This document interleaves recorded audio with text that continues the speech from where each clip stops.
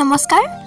আজি মই আপোনালোকৰ বাবে মেখেলা চাদৰত কৰিব পৰা এটা নতুন ফেব্ৰিকৰ ডিজাইনৰ ভিডিঅ' লৈ আহিছোঁ। এই কাপোৰযোৰ মই সৰস্বতী পূজাত পিন্ধিছিলোঁ, সেইকাৰণে ভাবিলোঁ ভিডিঅ'টো যিহেতুকে বনাইছোঁৱে তো ইউটিউবতো দি দিওঁ। এই কাপোৰযোৰ আপোনালোকে যদি ইচ্ছা কৰে তেতিয়াহ'লে মিক্স পাট কাপোৰতো কৰিব পাৰে। মই কটন কাপোৰত কৰিছিলোঁ আৰু এতিয়া গৰমৰ দিনো আহিব লাহেকৈ, তো আপোনালোকে গৰমৰ দিনত পিন্ধিবৰ কাৰণেও সুবিধা হ'ব যদি কটন কাপোৰত কৰে। আৰু যদি ইচ্ছা কৰে তেতিয়াহ'লে পাটৰ কাপোৰটো কৰিব পাৰিব, মিক্স পাট বা নুনি পাট এনেকুৱা যি পায় আৰু উকা কাপোৰ।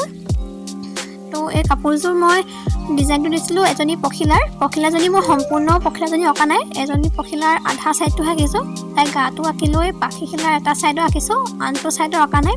তেনেকৈ মই দুজনী পখিলা আঁকি লৈছিলোঁ, এটা ছাইডৰ পাখিকেইখিলা দি পিনে। আৰু মই ভিডিঅ'টোত মেখেলাখনত কৰা ডিজাইনটোহে দেখাইছোঁ, চাদৰখনত কৰাটো মই ভিডিঅ' বনাবলৈ নহ'ল। চাদৰখনত কৰোঁতেও মই চাদৰখনৰ যিটো বৰ্ডাৰটো হয় বৰ্ডাৰটোত চাৰিওফালে আঁকি ল'লোঁ, ৰং চং কৰি ল'লোঁ। তাৰপাছতে মাজত অ'ত এজনী পখিলা আঁকি গ'লোঁ।